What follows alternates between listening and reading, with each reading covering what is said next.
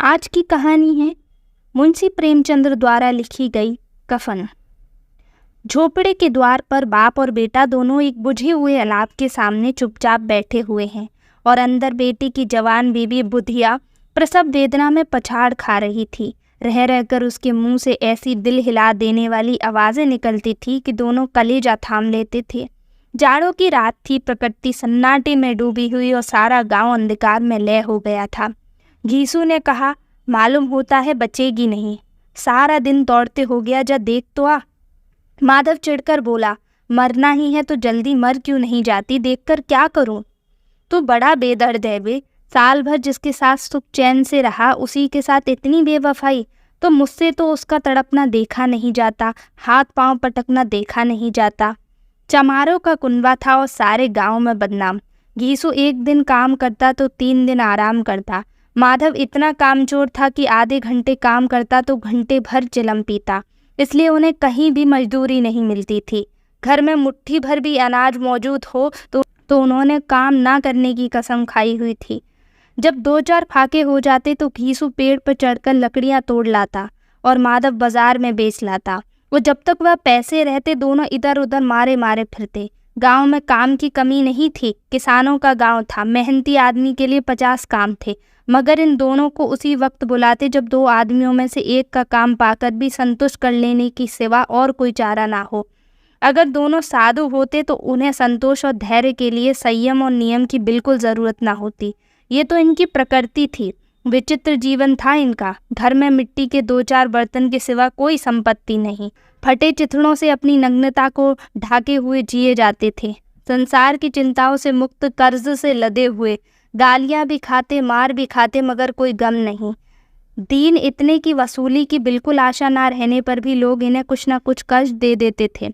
मटर आलू की फसल में दूसरों के खेतों से मटर या आलू उखाड़ लाते और भून भून कर खा लेते। 10-5 ऊख उखाड़ लाते और रात को चूसते। घीसू ने इसी आकाश वित्ती से 60 साल की उम्र काट दी और माधव भी सपूत बेटे की तरह बाप के ही पद चिन्हों पर चल रहा था, बल्कि उनका नाम और भी उजागर कर रहा था। इस वक्त भी दोनों अलाव के सामने बैठकर आलू भून रहे थे, जो कि किसी खेत से खोद लाए थे। घीसू की स्त्री का तो बहुत दिनों पहले देहांत हो गया था। माधव का ब्याह पिछले साल हुआ था। जब से यह औरत आई थी उसने इस खानदान में व्यवस्था की नींव डाली थी और इन दोनों बेगैरतों का दोजख भरती रहती थी। जब से वह आई ये दोनों और भी आराम तलब हो गए थे, बल्कि कुछ उखड़ने भी लगे थे। कोई कार्य करने को बुलाता तो निर्व्याज भाव से दुगनी मजदूरी मांगते। वही औरत आज प्रसव वेदना से मर रही थी और ये दोनों इसी इंतज़ार में थे कि वह मर जाए तो आराम से सोएं। घीसू ने आलू निकाल कर छीलते हुए कहा, जाकर देख तो आ, क्या दशा है उसकी। चुड़ैल का फिसाद होगा और क्या। यहाँ तो ओझा भी 1 रुपये मांगता है। माधव को भय था कि वह कोठरी में गया तो घीसू आलूओं का बड़ा भाग साफ कर देगा। बोला, मुझे वहाँ जाने से डर लगता है। डर किस बात का, मैं तो यही हूँ। तो तुम ही जाकर देख खाओ। मेरी औरत जब मरी थी तो मैं 3 दिन तक उसके पास से हिला तक नहीं था, और फिर मुझसे लजाएगी नहीं। जिसका कभी मुंह नहीं देखा आज उसका उघड़ा हुआ बदन देखूं, उसे तन की सुध भी ना होगी। मुझे देख लेगी तो खुलकर हाथ पाँव भी ना पटक सकेगी। मैं सोचता हूँ कोई बाल बच्चा हुआ तो क्या होगा। सौंठ गुड़ तेल कुछ भी तो नहीं है घर में। सब कुछ आ जाएगा, भगवान दे तो। जो लोग अभी 1 पैसा नहीं दे रहे हैं वह कल बुलाकर रुपए देंगे। मेरे 9 लड़के हुए, घर में कभी कुछ ना हुआ, मगर भगवान ने किसी न किसी तरह बेड़ा पार ही लगाया। जिस समाज में रात दिन मेहनत करने वाले की हालत उनकी हालत से कुछ बहुत अच्छी ना थी, और किसानों के मुकाबले में वे लोग जो किसानों की दुर्बलताओं से लाभ उठाना जानते थे कई ज़्यादा संपन्न थे, वहाँ इस तरह की मनोवृत्ति का पैदा हो जाना कोई अचरज की बात न थी। हम तो कहेंगे घीसू किसानों से कई ज़्यादा विचारवान था और किसानों के विचार शून्य समूह में शामिल होने के बदले बैठकबाजों की कुश्ती मंडली में जा मिला था। हाँ, उसमें ये शक्ति ना थी कि बैठकबाजों के नियम और नीति का पालन करता, इसलिए जहाँ उसकी मंडली के और लोग गांव से सरगना और मुखिया बने हुए थे उस पर सारा गांव उंगली उठाता था। फिर भी उसे ये तस्कीन तो थी ही कि अगर वह फटे हाल है तो कम से कम उसे किसानों की सी जी तोड़ मेहनत तो नहीं करनी पड़ती, और उसकी सरलता और निडरता से दूसरे लोग बेजा फ़ायदा तो नहीं उठाते। दोनों आलू निकाल निकाल कर जलाते जलाते खाने लगे। कल से कुछ नहीं खाया था, इतना सब्र ना था कि ठंडा हो जाने दे। कई बार दोनों की जवानें जली। छील जाने पर आलू का बाहरी हिस्सा जवान हलक और तालू को जला देता था, और उस अंगारे को मुंह में रखने से ज़्यादा खैरियत इसी में थी कि वह अंदर पहुंच जाए। वहां उसे ठंडा करने के लिए काफ़ी सामान थे, इसलिए दोनों जल्द जल्द निकल जाते थे। हालांकि इस कोशिश में उनकी आंखों से आंसू निकल आते। घीसू को उस वक्त ठाकुर की बारात याद आई जिसमें 20 साल पहले वह गया था। उस दावत में उसे जो तृप्ति मिली थी वह उसके जीवन में एक याद रखने लायक बात थी, और आज भी उसकी याद ताज़ी थी। बोला, वह भोज नहीं भूलता। तब से फिर उस तरह का खाना और भरपेट नहीं मिला। लड़की वालों ने सबको भरपेट पूड़ियाँ खिलाई थी। सबको, छोटे बड़े, सबने पूड़ियाँ खाई, और असली घी की चटनी, रायता, 3 तरह के सूखे साग, एक रसेदार तरकारी, दही, चटनी, मिठाई। अब क्या बताऊं कि उस भोज में क्या स्वाद मिला। कोई रोक टोक नहीं थी, जो चीज़ चाहो मांगो, जितना चाहो खाओ। लोगों ने ऐसा खाया कि किसी ने पानी ना पिया, मगर परोसने वाले पत्तल में गरम गरम गोल गोल कचौड़ियाँ डालते गए। मना करते हैं कि नहीं चाहिए, पत्तल पर हाथ रोके हुए हैं, मगर वह दिए जाते थे।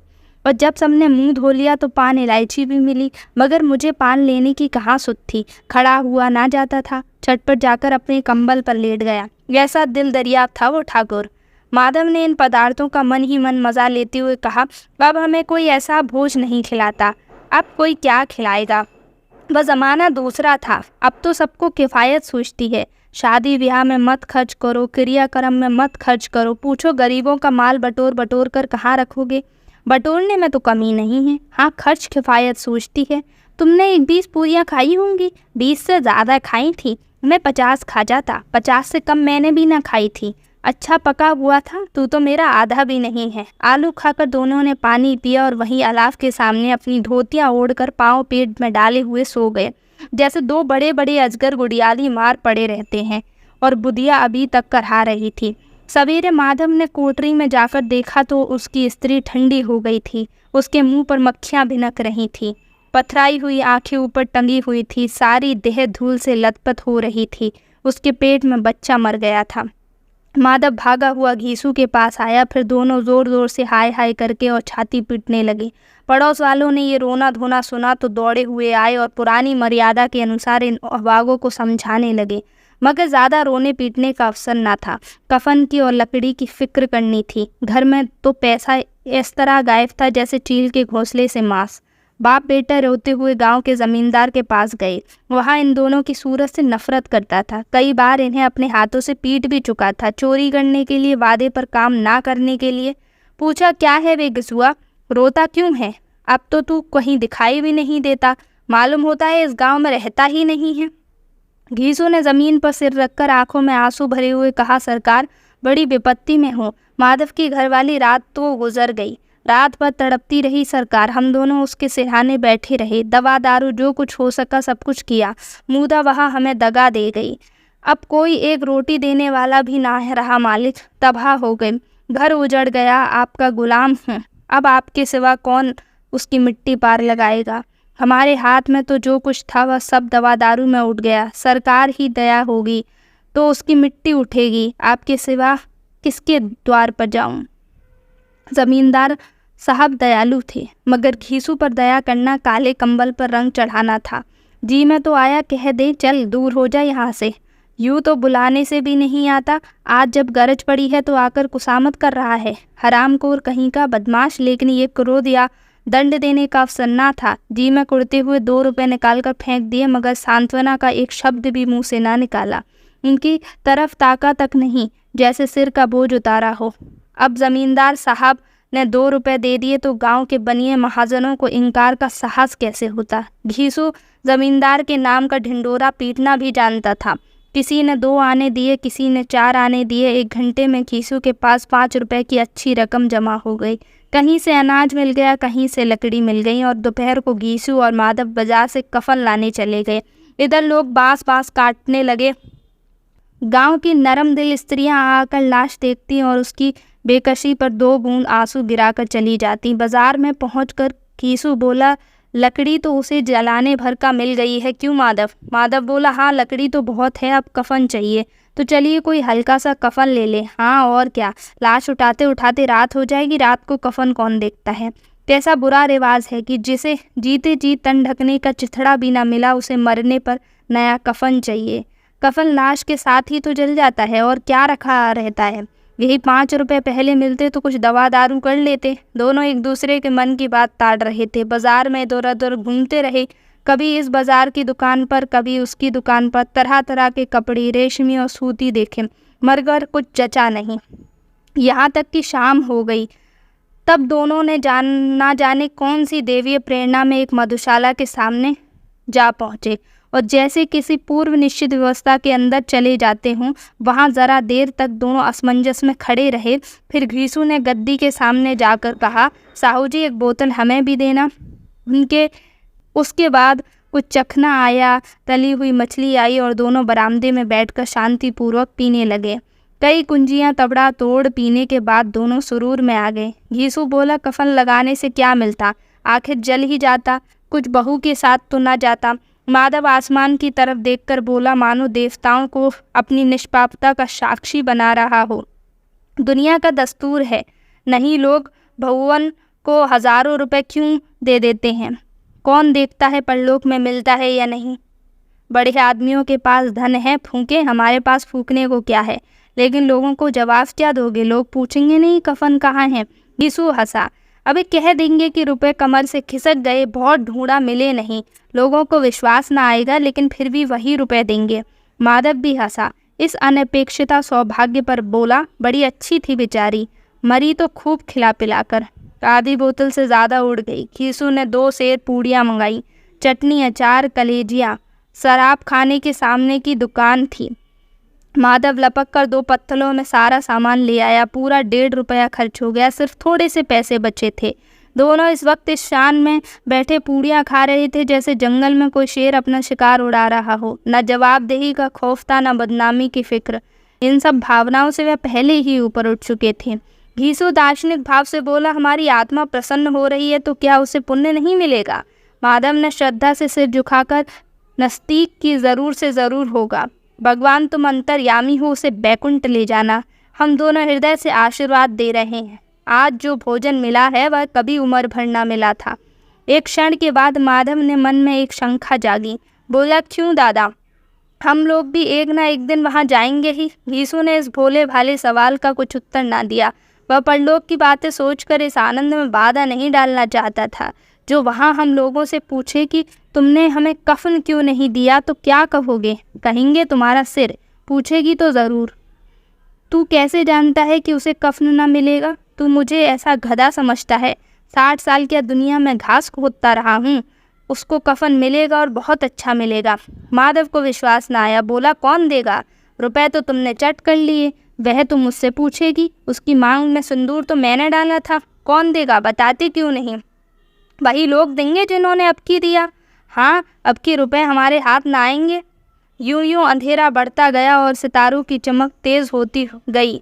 मधुशाला की रौनक भी बढ़ती जाती थी। कोई गाता था, कोई ढींग मारता था, कोई संगी के गले लिपटा जाता था, कोई अपने दोस्त के मुंह में कुल्हड़ लगाए देता था। वहाँ के वातावरण में सुरूर था, हवा में नशा।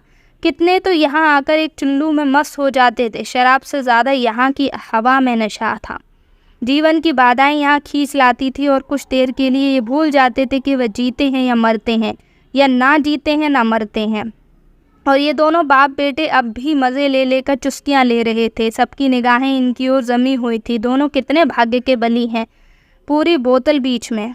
भर पेट खाकर माधव ने बची हुई पूड़ियों का पत्तल उठाकर एक भिखारी को दे दिया, जो खड़ा इनकी ओर भूखी आंखों से देख रहा था और दोनों देने के गौरव और आनंद उल्लास से अपने जीवन में पहली बार अनुभव कर रहे थे। घीसू ने कहा, ले जा, खूब खा और आशीर्वाद दे।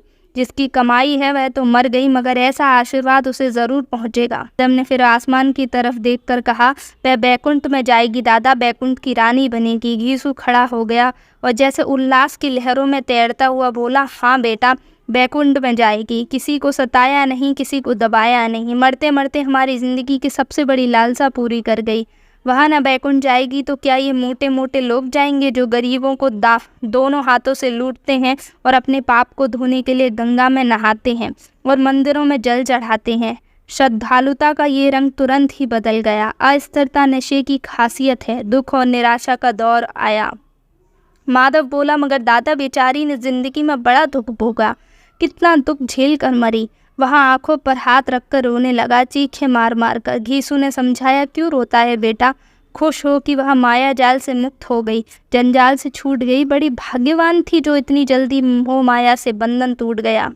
और दोनों खड़े होकर गाने लगे, ठगनी क्यों नैना झमकावे ठगनी। पियक्कड़ों की आंखें इनकी ओर लगी हुई थी और दोनों अपने दिल में मस्त गाए जाते थे। फिर दोनों नाचने लगे, उछलने लगे, कूदने लगे, गिरे भी, मटके भी, भाव भी बताए, अभिनय भी किए और आखिरकार नशे में मदमस्त होकर नीचे गिर गए।